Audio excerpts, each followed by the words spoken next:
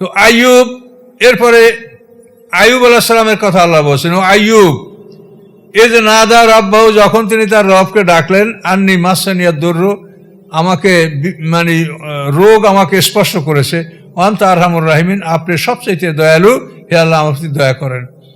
আইয়ুব আলাইহিস সালাম হোসেন, ওনার পিতার নাম হচ্ছে মুস, তার পিতার নাম রাজা, তার পিতার নাম হলো আয়েজ। এই আয়েজ আর ইয়াকুব হলো ভাই। ইয়াকুব আলাইহিস সালাম আর আয়েজ এরা দুই যমজ ভাই, কিন্তু ইয়াকুব মানে অনুজ, অগ্রজ অনুজ, আয়েজ বড়, ইয়াকুব ছোট। আরবিতে আকবুন শব্দ অর্থ গোড়ালি, মানে পায়ের গোড়ালিটা পিছের দিকে থাকে না, এই জন্য তাকে ইয়াকুব মানে অনুজ, যে যমজ সন্তানের যে দ্বিতীয় সন্তান সেটা অনুজ। তো ইয়াকুব হলো জন্ম সন্তানের দ্বিতীয়, তার বড় বোন হলো আয়েজ। এই আয়েজের বংশধর হলেন আইয়ুব নবী।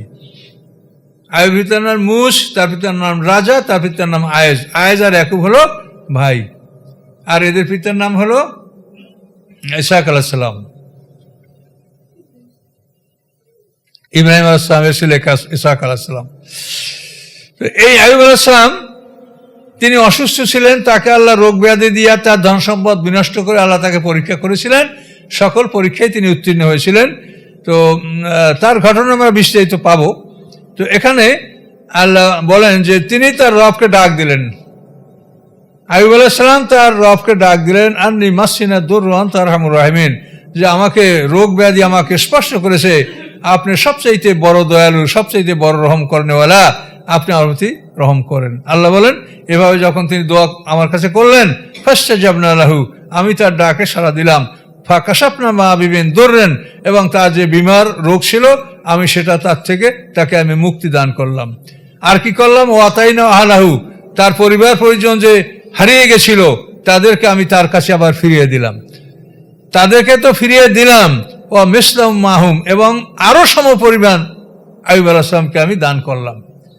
সন্তান যা হারিয়ে গিয়েছিল, মারা গিয়েছিল, স্ত্রী যা হারিয়ে গেছিল তা তো দেওয়া হলো, তাদেরকে আল্লাহ জীবিত করে ফেরত দিয়েছেন, এবং আরো সমপরিমাণ আরো দান করছেন আইয়ুব আলাইহিস সালামকে সুস্থ হওয়ার পরে। রাহমাতাম মিন ইনদিনা, আল্লাহ বলেন এটা আমার পক্ষ থেকে রহমত, ও যিকরা লিল আবিদিন, আর আমার বান্দাদের জন্য একটা উপদেশ, যে আমি আল্লাহ যদি বিপদ দেই তোমরা ধৈর্য ধারণ করো, তো বিপদের পরে আমি তোমাদেরকে ডবল শান্তি দিব। একটা কষ্টের পরিবর্তে আল্লাহ তাআলা দুটো শান্তি দিবেন, এটা আল্লাহ নাসরা সূরায় ঘোষণা করেছেন। কাজেই ধৈর্য ধারণ করতে হবে। তো আইয়ুব আলাইহিস সালামের কাহিনী আমরা আরো বিস্তারিত পাবো। তো এত